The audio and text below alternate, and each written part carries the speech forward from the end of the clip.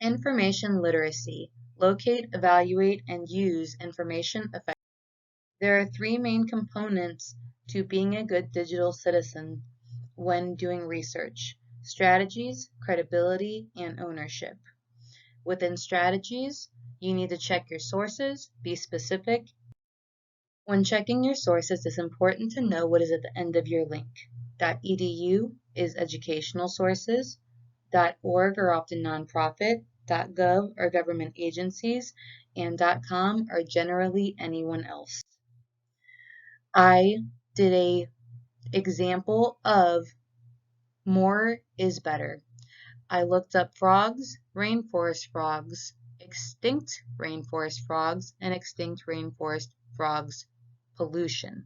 And using keywords, I went from 88 million results to 12,000 results.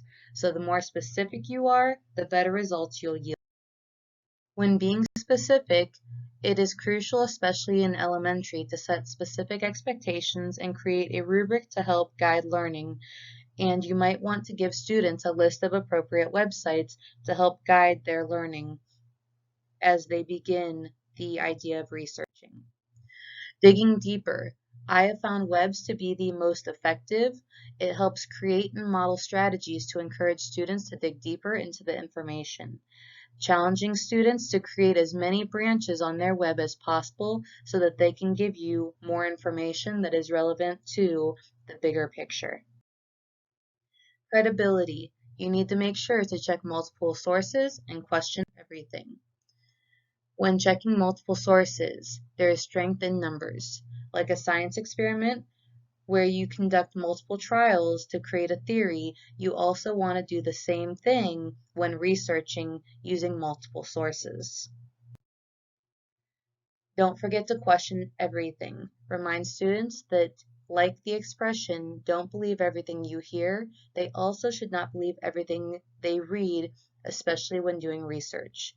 Think critically and question everything.